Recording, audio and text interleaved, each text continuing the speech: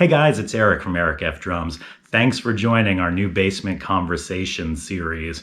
Again, on this show, we will be interviewing fellow drummers like ourselves, other drummers who have YouTube channels, folks around the drumming industry, and really just try to uncover what makes them tick, what got them into music, what set them off on their path, to becoming a better drummer, and really just trying to understand a little bit better why people do what we do, and hopefully try to learn from them in the process. So with that said, let's jump into it and let's see who today's guest is.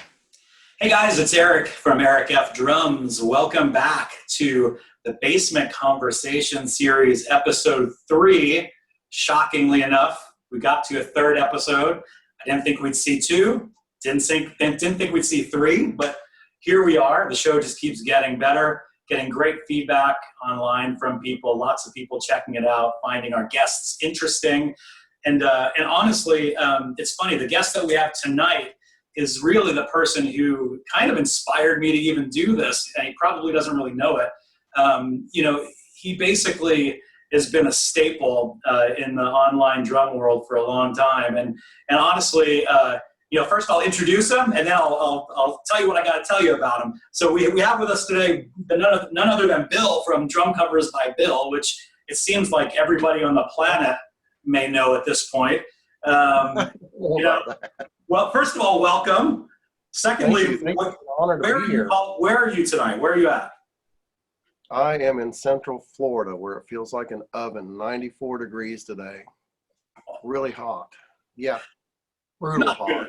Not good. No, not at all. I see you're in your studio, so anyone who knows Bill or has seen Bill's videos has probably seen this studio before. So first off, I want to not only thank you for being on the show, but I want to thank you personally for everything that you've done and that you do for the online drum community. I mean, what you've done for my channel, and you probably don't even realize it, but early on you mentioned me on one of your shows, and I think it really kick-started people coming to my channel. The way that you constantly promote other people's channels, almost more so than your own, it seems like. It's, there's a lot of contribution you've made to a lot of people that you probably are unaware of, and it's rare to find that nowadays. So I want to just thank you for that. Well, thank you for having me here. It's a real honor. I'm honored and humbled to even be invited to your show. I've watched the last 2 and I loved them. Great show, and I love what you're doing. I've said to myself from the very beginning, it's going to be about having fun and helping others, and that's just my personality and one of my traits. So I've stuck with it, and you said you didn't think that you were going to make it to 2, much less 3 episodes. I figured I'd probably do 10 drum covers, a couple of shout outs, and that'd be it. I'd be done. I'd move on to something else. But 3 years later, here we are. So never expected it. Like, how many videos have you done? Any idea anymore at this point? I honestly don't know, to be honest with you. I don't know. I don't keep track. I just throw a cover out, and I try to get one out every Sunday, and I don't know. I haven't counted. I think I just did 156 shout out, or was it 165? I don't remember, honestly. I just throw them out and have fun with them.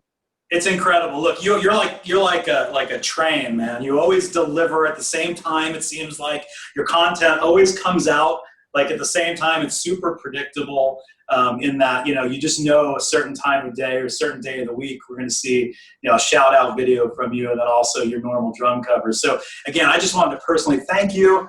You've done a lot for me. I don't know if I've ever told you that, but I appreciate it. I know you've done a lot for others. And just a super enjoyable channel to watch. Not to mention, one of the coolest cats I've met in a long time. Like, you see him, like, your blood pressure must be very even keeled. Like, you're very even keeled. I'm very high strung, and you just seem like a cool cat, man. Like, you're just always right there. Laid back and quiet and chill. That's what describes me. Just chilled and laid back. That's the way to go, especially at my age. I don't want to get the high blood pressure, so I got to take it easy and just have fun, live life, and enjoy it. I need to take a page out of your book. That's great. Well, cool. Well, hey, man, we'll get started. So, a couple of the questions I always ask pretty much everyone we start with. So I'm interested in a lot of the similar sort of background things from each person on the show. And then we're going to, digress into some other stuff. So what got you started musically on drums, or maybe it was another instrument? Like, what were your influences? Why'd you start? I started with piano lessons when I was a child, and I don't know, maybe 7, 8 years old, because my dad played keyboard and trombone. And in high school, I ended up getting into band. Ironically, I started playing trombone, wanted to follow in my dad's footsteps. But I always loved drums. Always loved drums. And not long after that, I ended up with a snare drum and was in the band, marching band. And then it just progressed from there, and here we are now. And ironically, I didn't play for, I guess, maybe 20 years. I just quit altogether. And my son in high school, actually it was junior high school, wanted to get in the band, and I encouraged him. And I really wanted him to play drums, but when we went to the practice, they had all the instruments there that day, so the teachers could see what you could. He just didn't have the dexterity for drums. So they ended up putting him on the most expensive instrument of all, a saxophone. So I went out and bought him a saxophone, and he said, "Dad used to play drums. We should jam out sometime." So I actually went out and bought a Cymbals, like a $250 Cymbals kit. Sure. In fact, if you look at the very first videos on my channel, they're from 2008. That was that time frame. There's a couple of drum covers on there I made with that Cymbals, with like a $10 video cam that you plug into your USB port. I mean, the video quality looked like Minecraft. It was terrible. So that's what got me back into drums, and from there it just progressed. And then I stopped for another few years, and I actually ended up selling that Cymbals kit because I just lost interest in it. And then a few years ago, Lynn bought me an Alesis Crimson, which I still use that module. That's my main module on my kit. She encouraged me to get back into it, and she is the reason. Well, I had the fine fortune to meet Lynn before we started taping, and just as cool as I would have expected, the perfect compliment to a dude like you. So it makes perfect sense. She's awesome. I mean, she's always giving me ideas on the lighting, and let me make, you got wings, let's put your hair in the camera. She works the fog machines. She gives me songs. She'll bring songs to my attention. It's like, hey, yeah, I think I like that. I think I want to do that song. So she's a huge part of it, but she's the one that got me back into it. She bought my Crimson kit, and that was 3 years ago, and here we are today. It's just grown. It's just exploded. That's amazing. It's hard for me. It's hard for me to imagine that it's been 3 years that you've been playing, and this channel has been evolving based on where you're at today. It is shocking to even imagine that can happen.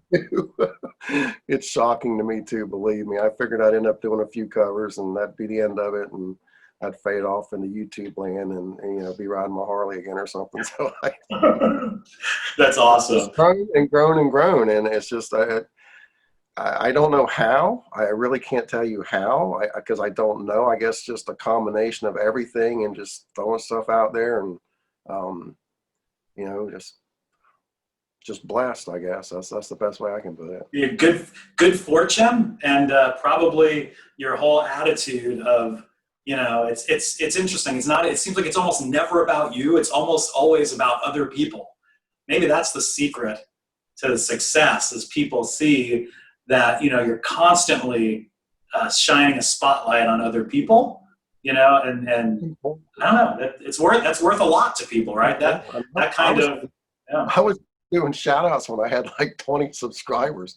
I didn't care. I just wanted to shout out people. I thought, hey, this drummer's cool. I want to show this drummer. I want people to see this guy, even though I got maybe 15, 20 people watching. But I mean, life is short, and you just got to help other people. That's just, to me, that's what it's all about. Being kind, helping people, and having fun. Got to have fun. I tell everybody all the time. They say, why do you do that? You're not making money. No, I'm not, but I'm having fun. Yeah. It's a lot of fun. And that means to me, something. it means everything to me. That's rare. Well, that personality trait, I think in today's world is rare. So maybe that's a big portion of your success. So we all appreciate it. That's for sure. So I think you started out very similar to myself. You said that you had like a snare drum, and first I had pillows, and then I had a snare. I worked my way up to a snare drum, and I think then I had a snare drum and a cymbal, and then the marching band. Although you said that you played trombone and some other instruments. So let me tell you. So you're telling me you're a drummer that actually knows how to read music. I did. I don't anymore. I used to, yes. Okay. I understood theory. I took guitar lessons for a while too, and had to go through all the theory, musical theory again. And I play strictly by ear. Yeah. Strictly, totally by ear. If I hear a song, I listen to it a few times. And I've been using X tracks lately to make the drum tracks disappear in a lot of the tracks I'm using. As do I. Yep. I just play it like I feel it, and it's like, I'll get some people like, that's not how it's played. Well, yeah, that's how I play it. And, that's how I felt it. That's how I play it. I get it.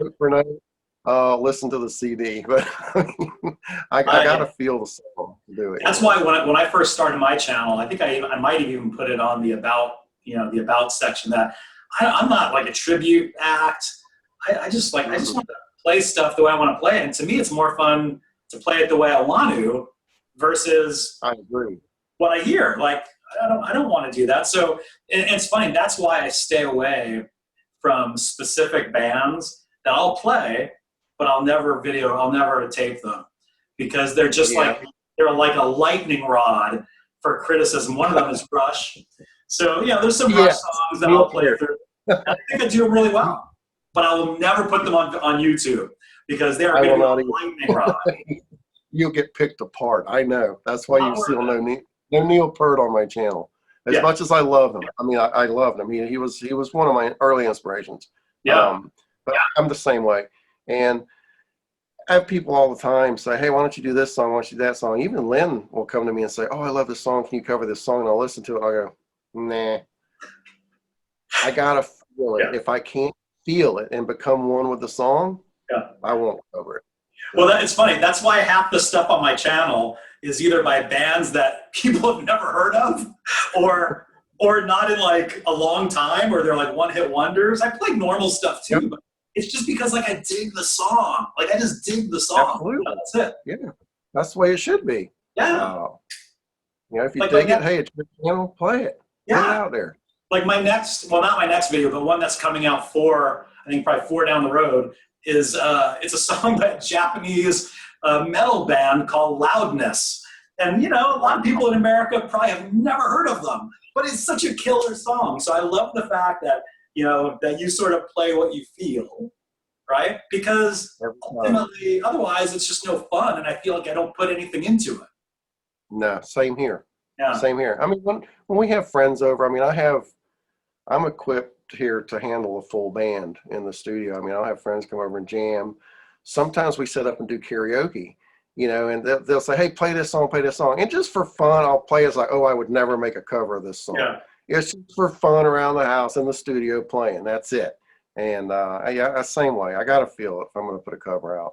And we'll talk about you just mentioned that you're set up for a full band. We'll talk about that in a little bit here. We're gonna talk about what you've got going on there. Were your parents musical at all, or anyone else in your family growing up, or were you the only one? My mom, no, and she'll tell you she can't carry a tune in a bucket. My dad, on the other hand, he played trombone and he played piano, and he was proficient at both of them. Yeah, so I think that's where I get some of it from, because he was definitely a musician and enjoys music. Cool. So outside of music, can you tell us some of the other areas that you focus on? I know you without giving too much away, I think, and your shirt sort of says it all. I know you have a bit of a problem. Some might say you have a little bit of a Harley Davidson problem. You might also have a problem with airplanes, which you could literally have not picked worse hobbies to get involved with. Electronic drums, airplanes, expensive motorcycles. Like, you have to work 10 jobs to be able to afford those hobbies. So tell us about your hobbies. I do wear a lot of hats. Yes, I've been riding. In fact, I get that question a lot from viewers. Hey, man, do you just wear the shirt or do you actually ride a Harley? Yes, for the record, I do actually ride a Harley. I've been riding them for 40 years now. I'm 56. So, yeah, been riding them a long time. Lynn rides as well. Got her one for her 50th birthday. Oh, that's sweet. It was a bucket list she wanted to ride by the time she turned 50, so I got her one, and she rides now as well. So, yes, we both ride, in addition to wearing the shirts, and we always stop at Harley dealers to buy new shirts anytime we pass one. So, airplanes, yes, I am a licensed pilot. It's ironic. A friend of mine, actually, a dear friend of mine, a mentor, actually threw me a flight bag one day with all the training material and said, I know you like airplanes, get your pilot's license. This was in 2011, so I haven't been a pilot that long. Yeah. The reason I became a pilot was to become involved in a group called Change for Life, where we take at-risk teenagers and youth up into the airplanes and actually let them fly the planes. And that was my main purpose for obtaining my license, and we changed a lot of kids' lives. One of our kids that we took up recently got a full scholarship to the Lakeland Aeronautical College, so he is going to be a commercial pilot. So that was the main reason for me getting my pilot's license. And I didn't know you were going to get all serious on me. That's like a legit reason. That's legitimate. Yeah, it was from the heart, and my friend knows. I mean, when I was a kid, I built a hang glider, and I jumped off my mom's roof thinking I was going to take off, go flying. It didn't work out that well. But I did have an uncle in Vermont that owned a car dealership that had a Piper Cherokee 6. I was 8 years old, and I got to go flying with him in the right seat, and I fell in love with flying at that time, and I still have pictures from that flight. So yeah, my desire to learn to fly came at a real early age, and I didn't pursue it until many years later. But it's been a lot of fun. Lynn loves to fly with me, and it's been fun. I enjoy flying. It's so funny when you have, let's say when you're flying a commercial flight, and you don't really think very much about the men or women that are flying the plane. But when you have a friend who is a pilot, and I think back to college. I remember there was a dude I was a friend with. His name was Todd. I'll never forget this. He had his pilot's license in college, and I remember getting on a plane with him and flying from Arizona State University to Palm Springs to go have lunch. And I'll never forget being, however high we were, looking over at him and thinking, am I stupid? I'm up here with like a fraternity brother of mine. He's flying the plane. Like, what was I thinking, right? But, it's hard. It's just like having a friend that's a doctor. You think of doctors a certain way, but then if it's your friend that's like doing something for you, you think of all the stuff you've done with that guy over the years. You're like, why am I letting him work on me? It's funny you say flying to Palm Springs for lunch. We call that the $100 hamburger in the aviation. That's what he called it. That's what he called it. To this day. So funny. We'll fly to Venice. One of my favorite airports is on the beach on the West Coast in Venice, Florida. It's a really nice flight. It's a short flight, and you get to overfly the ocean and land. And they have a really great little restaurant there. And it's $100 hamburger is what it's all about. Go have some fun. And that is awesome. So it's interesting. When you think of music, so drums, motorcycle riding, and flying an airplane. Like, I kind of see some similarities in those hobbies. Like, does it mean something to you in the sense of like, I don't know, I think of maybe like either freedom, or expression or so. I find like those three things are interesting. And I just wonder psychologically if there's a reason that you gravitate to those three things. There is a lot of freedom on both Harleys and planes, and that could have a lot to do with it. I actually owned an open seat, or open window, no doors or windows. I had a plane tandem seat, front and rear, with no doors. I mean, you could literally hang your hands out, and I always said that was like riding the Harley, but a lot more fun. Yeah. Freedom, definitely on the Harley or an airplane, or even in the studio with the earbuds in, just jamming out. Yeah. Definitely a lot of freedom, lots of it. Yeah, just curious. It seemed like there's a thread that could intertwine amongst those three things. It just made me wonder. So, have you ever been like a gigging drummer? Have you been in bands before? Have you always just been on your own? Like, just curious, like what kind of musical drumming did you do? I have played in classic rock bands here in Central Florida. Not long after high school, we played at a bottle club that actually opened at 11 p.m. and was open till 6 a.m. We played Friday and Saturday nights. That was fun. I actually took off to Fort Lauderdale not long after high school, hoping to become a famous drummer, and I figured that's never going to happen here in Polk County. It's not going to happen. So I went down to the big city and fell in love, and played at some pretty big venues down there over the years, and that was a lot of fun. A lot back then. I mean, it was hard not to in your band. Everybody say, "Hey, what are you drinking? What are you drinking?" I mean, yeah. So I drank beer, and so I always had beer around. But I quit doing that like 20 years ago, 25 years ago. Quit drinking.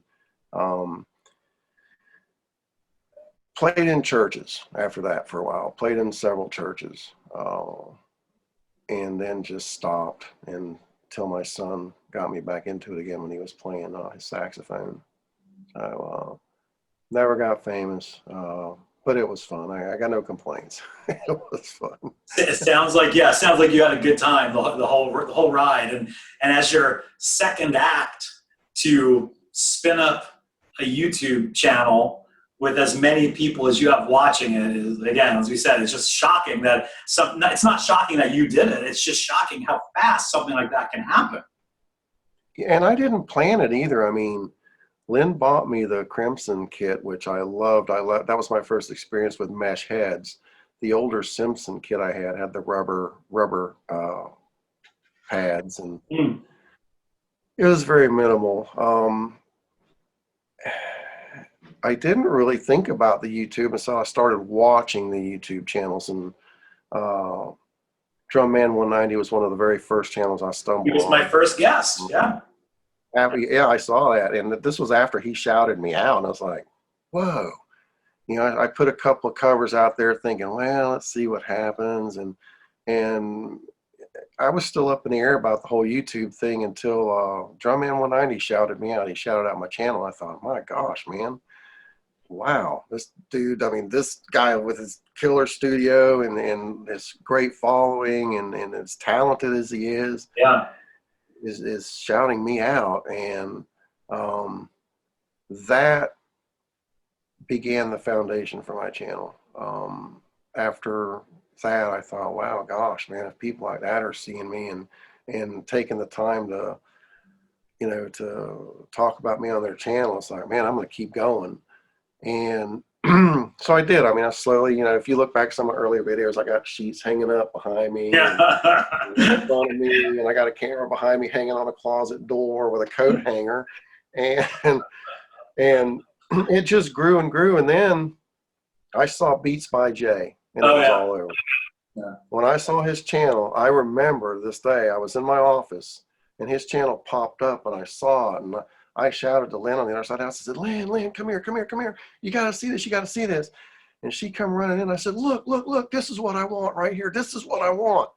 And I mean, he had the lights, had the background, had the flashing lights, and the lights changing colors.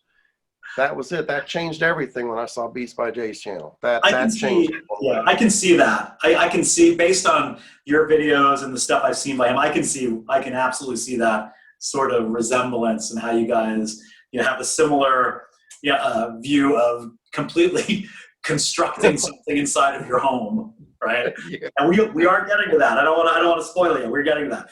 So, hey, I always ask people on the show, like, who's the embarrassing artist that you like? So I'm going to change it a little bit. Like, is there an artist that you like, that you think, or that you love, that you think people might be surprised about? Like, is Drum Covers by Bill a closet Vanilla Ice fan, or are you like into show tunes, or is there something that people would be surprised about, knowing that you're like a classic rock guy? It seems like I am, and there's a few artists I like that a lot of people might not know about, like Christina Aguilera.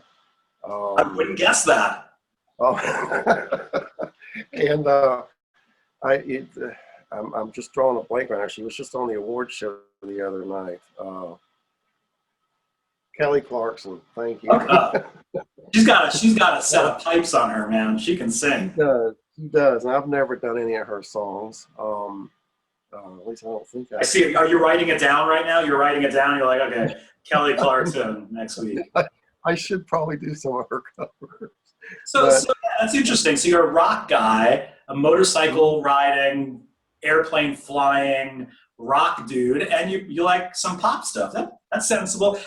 When I was talking to Andy Selway on the last show from KMFDM, and he was talking about how he loves pop, right? And he's a big punk guy, mohawk, and he likes pop because there's a reason pop music is popular. There's great hooks, and it's hard not to fall in love with that. I've actually started listening to some K-pop. I guess it's Korean pop. Yeah. And I've seen videos. I'm seeing drum covers now come out with a lot of K-pop. It's like, wow. There's some other things to look at. I know you just went that extra step. You just went that extra step into K-pop. Now we've learned. Yeah. Now we've learned a little more. I do spend time on YouTube looking around. So that's good. I spend a lot of time on YouTube. I've got a question, and I think I may have heard a rumor at one point. Is it true that your biggest concern, with what you do on YouTube, is that you could run out of songs at some point? Yes, that is my biggest fear. I have literally done in 3 years every song I ever wanted to do. So and Lynn will attest to that. I tell her all the time, I say, oh my gosh, what happens when I'm running out of songs? I don't have any songs. I don't know what I'm going to do this week. In fact, I don't know what I'm going to shoot this weekend. I need to get 2 in this weekend because we're going on vacation next month. And I want to have 6 in the bag before we leave, so I don't have to get rushed when I come back. And it's like, yes, that is my biggest fear. I've done every song I wanted to do. I constantly look for something else, but it's like I said earlier, I have to feel it. I can't just say, oh yeah, I'll do that song and just sit down and do a cover. I can't. Yeah. If I don't feel it and I can't get into it, I won't shoot the cover. K-pop. So, 2 words, K-pop. K-pop. You can open up that Pandora's box. You can open up that box and you can never shove it back in. It might just happen. You never know. So what happens with Bill when you reach the end of the internet? Well, where do you go? What do you do? I hope I don't get a whole bunch of strikes on my channel and it disappear. I just did a whole bunch of Fleetwood Mac songs, and I don't know if you've ever tried to do a Fleetwood Mac song. No, because they get axed. I don't bother. There's certain bands I don't bother. I found a tribute band that sounds just as good as Fleetwood Mac, and all they do, Rumors of Fleetwood Mac. If you haven't seen them, check them out. I've got like 3 more songs in the bag by them already done. I checked them out because you covered them, and I knew you must have covered them instead of the original because it's the only way that it doesn't get stricken from You're YouTube. Exactly right. Yep. That's the only way I could get past that because I've wanted to cover some of these songs. And what I'll do is I'll download the song I want to use and I'll put it on a blank screen and I'll just upload it and see what happens. Is keep it private, not private, but restricted.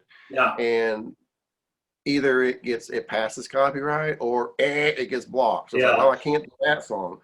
So I started looking at alternatives. I've even tried adding applause tracks and it doesn't work. You change the pitch, it sounds like Mickey Mouse or Chipmunks. Nobody's going to want to see that. But if you use a tribute band, somehow that works. it worked. So Yeah. I've got like 5 now ready to go, or 3 in the bag and a couple out, I think. And I'm just hoping that once they're all out, they don't come on and go boom, boom, boom, boom, 5 strikes, you're out. That's my biggest fear right now. Yeah. But yeah, I've had one song ever taken down, and of course it was the Eagles, which they're notorious. They're notorious for that. Gosh. Yeah. I've got Hotel California in the bag, and I bought those rototoms I had just for that song. And I uploaded it like I put the track up and it passed. It's oh my gosh, it passed. So, and I used a moving camera too. I had Lynn do the moving camera, and it was so beautiful. I love it. It's like my favorite cover. I uploaded it, bam, blocked worldwide immediately. It's like, you gotta be kidding me. So, and I see sometimes people get it pushed through. So I still every month or so I'll upload it to see if I can get it pushed through, and no luck so far. But I will really give you this. I will give you this. You are the consummate professional. I mean, I don't know of many dudes doing YouTube drum channels where they say, I'm going to do a song, but before I do the song, I'm going to go out and buy a set of chimes just for the song. And I'm going to string them in front of it because I need to have that satisfying feeling of running my drumstick through the chimes. Like, I need to be able to do that. I bought that for the chain. I bought it just for the chain. And I thought I was going to have to mic it. I have extra mics. I have new mics in the boxes I haven't opened yet, because if I go out and buy another cymbal or something, it's like, oh my God, now I got to get another mic. I get a mic stand. So I planted it right in front of under the crash cymbals, and those 2 mics I have under the crash cymbals pick it up perfectly. So like, oh, this is great. I don't have to mic it on another channel. So, but yeah, I did. I bought those chimes just for the channel. I know. That was it. I see them behind you right now. I can see them right behind you. So it's funny. I was gonna do as a goof. I didn't do it because I wanted to spare you. As a goof, I was watching your video, and there's a split second as you're doing the chime that you have this look of utter satisfaction on your face. I was gonna screenshot that and bring it into the video. I ran out of time. As you know, my drums, my pads are electronic, so I do have electronic chimes. You just hit the pad and the chime. It's just not the same. It's not the same. They're just like you said. It's the satisfaction of just going through it like that. I was like, yeah, that's it. And I know I overdid it on that song, but you know what? I don't care. It was fun. I watched that one piece probably 10 times. No kidding. And I thought it was so cool that Lynn zoomed right in on the chimes too with the cameras, like, yeah, you got it. Perfect. Did you prep her beforehand? Like Lynn, whatever you do, this is my moment. Don't miss the time. I didn't. I did not. She wanted to do a practice run. I was like, you don't need a practice run. You always kill it. Because she does with the moving camera. She's always in the right place at the right time. Yeah. This one was no different. So. Well, let's talk about some of the stuff that she does, because she's a big part of what you got going on there. But let's talk about the studio. So how many people from like the local concert road crew do you employ at your house? It's just Lynn and myself. That's it. Has the pandemic affected your ability to get the local riggers into your house to put your lighting truss up? Yeah, I actually have a video on putting that truss up. Lynn and I did that too, so that was a lot of fun. I have a video on that on my channel somewhere. So people, listen, most normal people, I'm not saying you're not normal, most normal people have like a couch and like, I don't know, a chair where maybe the footrest comes out, you got a TV. He's got like a lighting rig and trussing and fog, smoke machines, and like, it looks like lasers. It's like going back to like 84 to watch Dio's Last in Line tour, where there's, like the dragon comes out like during Sacred Heart or whatever. Like, it's just like, you're expecting something to explode at any moment in your video. It's funny you say that. We were just watching America's Got Talent the other night. They've got these things that blast this fire out. And it's like, oh my God, I got to have one of those. I got to have one. And they got the ones shooting sparklers out. On cue, you push a button and boom, this big flame comes out. It's like, oh, I got to have those. So that may be the last video we see. That could be the end of the internet for you. Yeah, but it'd be a lot of fun. It would be. So tell. I mean, I don't know how much. You have a lot of crap in there, dude. Can you tell us, like, just roughly roughly what you're dealing with inside there? Well, the drum kit, of course, is expanded big time from the original Crimson. I mean, and that is thanks to splitters and Loren drums. Loren drums is just incredible. So it's grown. The kit grew. I saw the truss at Guitar Center and said, man, wouldn't that be cool? I didn't want to, I could find the studs in the ceiling. I could screw the lights to the ceiling, and then it's like, nah, I don't want to do that. Let's make it look really cool. So we did. We got a truss, got it loaded into the car somehow, and got it home. Had to put it together. So next comes all the lights. I've got lights on the ground out front. I've got lights hanging overhead. I've got lights behind me. I've got little moving lights that do this and that. They're all programmed off a programmable DMX controller. I don't have the fancy computer setup like a lot of people use. I've got a programmable DMX controller that runs everything. So let me ask you something real quick. You said you saw it at Guitar Center. You thought, hey, wouldn't that be cool? I took my family to the Brookfield Zoo this weekend. Just thought you'd want to know that here in Chicago. Went to the Brookfield Zoo. I saw lions there. I thought they were cool. I didn't bring them home. I didn't like. Look, Bill, you have these compulsions. Just because you see something doesn't mean you bring it home. Why not? I don't know. We got the room. I mean, we've got a huge room that, I mean, you could put like a couple of pool tables and video games and whatnot. And it's like, let's make a music studio out of it. And yeah. Lynn, being the wonderful woman that she is, said, hey, that's a great idea. Let's do it. So here we are. I mean, the recording part of it's pretty simple. I mean, I've got acoustic cymbals. I've got electronic drums. So everything's mixed through a Mackie 16-channel soundboard. Recording, surprisingly, I record right from the soundboard. I record live. I go right from the soundboard right into the camera. I set everything, for the song. I've got my earbuds in. I'll get the volumes for everything that I want. Sometimes I add effects to the cymbals through the soundboard because each one is mic'd individually on its own channel.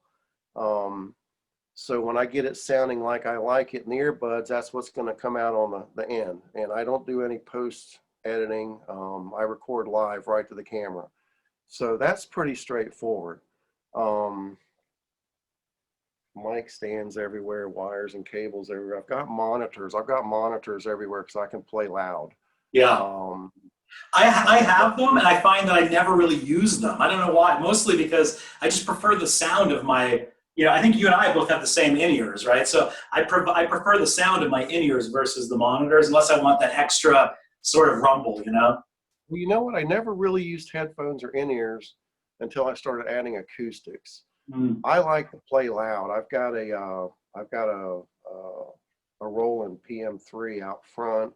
I've got Simmons amps on the sides. I've got satellite monitors mounted on the truss. And with just the electronic drums, I love playing loud. I'd play anytime I got up in the morning till about 9 o'clock at night, and I'd calm down. But I like to play loud. But as soon as I started adding the acoustic cymbals, I couldn't anymore because the cymbals would drown out the drums. Yeah. So that's when I started looking for InEar monitors because we still use the sound. Like we like to have karaoke nights and stuff here, so we'll crank everything up. I'll get the mic stands, put the mics out front, and put the laptop here where it's sitting now, and we'll crank up, do karaoke nice and loud, and turn into a big fun night. But other than that, InEar monitors now because of the crash cymbals and whatnot, and I've got of course an acoustic hi-hat and acoustic rides. That makes sense. Yeah, your kit is really cool. I like, and I think you probably noticed, I like non-traditional electronic kits, right? That's what I've got. I think you've got a very non-traditional electronic kit. I like where... Absolutely gorgeous. Your kit is absolutely gorgeous. Thank you. And sounds so good. I can't take credit for that. Can't take credit for that. It's a Pearl Mimic Pro. I mean, honestly, I'm the least technical of all the drum guys I know online. Very simple. I record it into the Mimic. I use the sounds in the Mimic. I don't edit any of the sound after the fact. Like how I play it is how it is. I do it. I don't chop it up. That's cool. I Very like simple. that. It's cool. I do But it the I same like way. the fact that you have like a non-traditional e-kit. It's like when you look at it, you don't know what to make of it. There's shells, there's acoustic cymbals, there's triggered acoustic cymbals, it looks like. You got a really cool rig, man. And I've checked out the Lauren drum stuff because of you, and I've gone to their site, and they seem like they're a real cool group, and they make some interesting stuff. Awesome. They Yeah. are very awesome. Robert, Lauren, and his wife have become good friends. They've actually been here in the studio. I've got an interview Oh, wow. with him here in person in the studio. Him and his wife came to visit, and they make a great product. I love it. I still have one module. It's the Crimson, the original Crimson module. I don't have multiple modules. A lot of people think I'm running 2 or 3 modules. I'm not. I'm running a Crimson module. That's it. I just split off the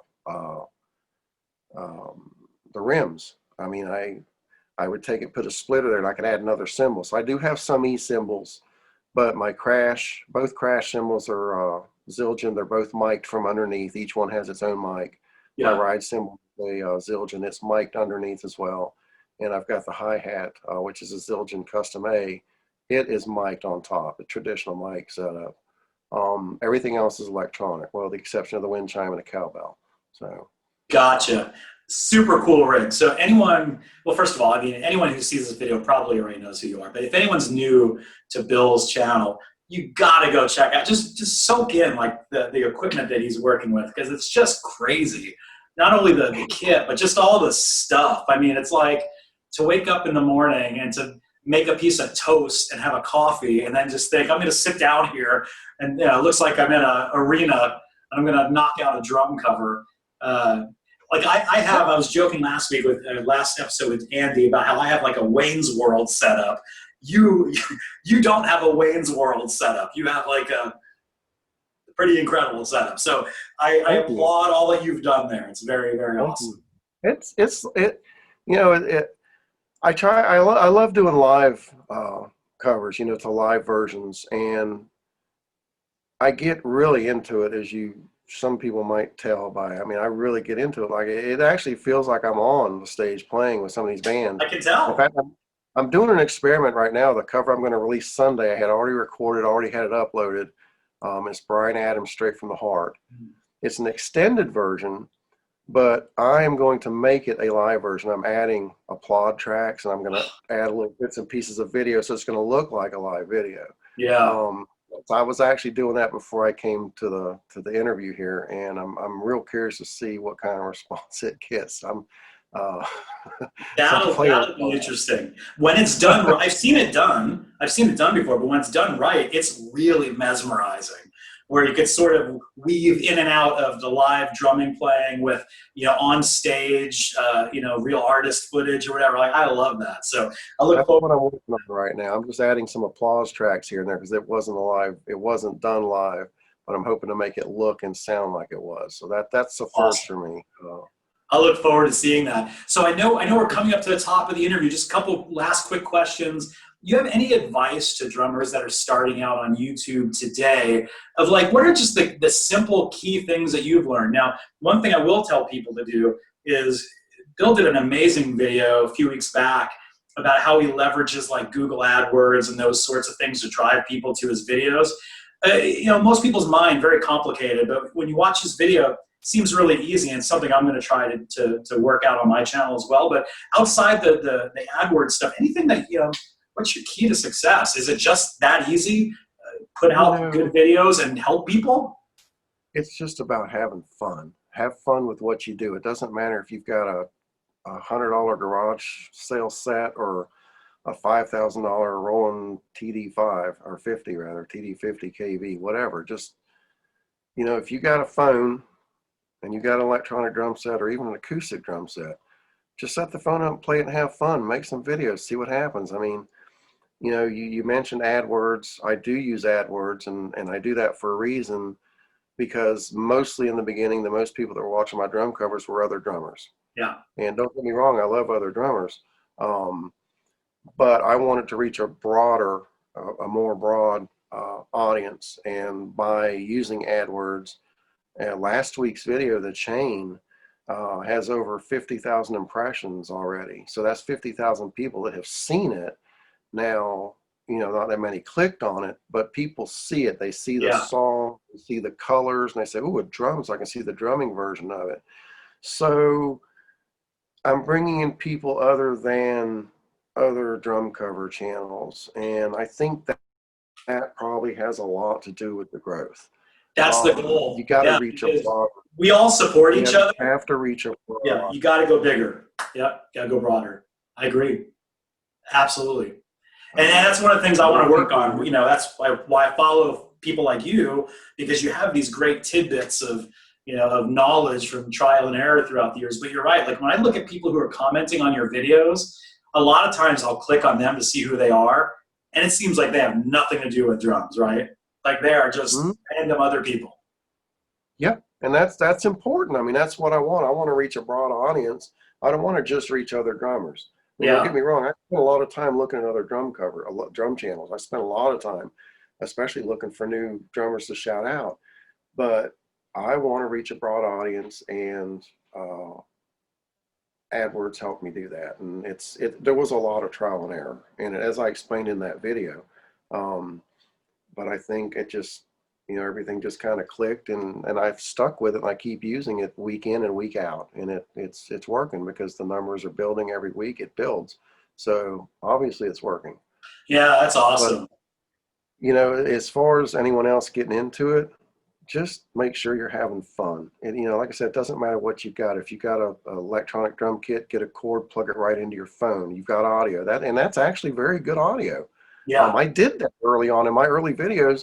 I ran a 20-foot extension cord from the camera input around behind me and up the wall behind me on the closet door, and plugged it right into the camera, right from the earphones out of the module right to the camera. You'd be surprised how good it sounds. Yeah. Just experiment, play with it. You don't have to have a lot of money. You don't have to have a lot of equipment. Just have fun and show people that you're having fun doing it, and you'd be surprised. Well, we'll end it here. Let me say you've grown a very large following on YouTube, and if you stop tomorrow because it's not fun anymore, whatever the case may be, like what's the thing that you would want the many people that follow your channel just to remember the channel for? Is there anything that you would hope that they would just remember if you stop tomorrow? Well, if it stopped being fun, I would definitely stop doing it, because it's all about having fun. And I've said that over and over again. The day it stops being fun, that's the day I'll stop doing it. As far as what people remember, just remember the music, man. Remember the music, the feelings, the having fun, the passion, just the music. And I said this on Facebook earlier, I think it was yesterday, that I'm seeing a lot of comments in other languages that I have to use Google Translate to figure out what they're saying, and I'll even respond in their language. But music has no barriers, and I'm starting to see that, because I've got comments from all over the world and their native language, and it's like, wow, music is doing that. So share the music, share the passion, have fun, and that's about it, man. It's so true. It's funny because there's people that I follow, and there's people who follow my channel, and a lot of them are not in America, and English is not their native language, and it's funny. We all love the same thing, though. Yeah, I actually added a button, a shortcut button on my computer to the Google Translator, because I had to use it so much this week. So I've got one that responds every week in Portuguese, and I'm seeing these other languages. I was like, wow, what is that? I got to go to Google Translate and find out. Luckily, it's all good stuff. Well, look, that's a great problem to have. So, look, I'm gonna end it here, because I know it's getting late and your time is valuable. But look, at the end of the day, like I said at the top of the session, just a cool dude, always there to help people, super chill. It brings my blood pressure down. Your videos are fun to watch. And just the fact that you just place so much emphasis on others. It's very endearing, and that's why I wanted to have you on the show. And we appreciate you being here. I thank you very much. Like I said, Drum Man started me with shout outs, and it just went from there. And I keep telling myself, I tell them, I say, I think I'm gonna quit doing shout outs. And no, you can't do that. And I do have people. I've just recently had somebody's parent that I shouted out send me a message, thanking me from the bottom of their heart. That It's amazing. That's got to make you feel great. It boosted their self-confidence, and that's what it's all about. Wow, I don't know how we can end it anywhere else but there. That dude, that speaks volumes, right? And maybe that's why, maybe that's a big part of why you love this. You talked about you learned to fly so you could help people. Maybe this also helps people, right? I hope so. I sure hope it. I hope so. Dude, you're a great guy, man. We appreciate you being here. Everyone, thanks for joining us. And I feel stupid saying this. But if you haven't seen Bill's channel, go to Drum Covers by Bill. Kind of dumb to say it because everyone, a lot of people have seen it, but if you haven't, you're missing out. So go to his channel, subscribe to the channel, get, updates on when all of his new videos come out. You will not be disappointed. The dude is a legend on YouTube. Phenomenal content. We appreciate you being here, everyone. Have a great night. See you next time. Thanks a lot. Take care.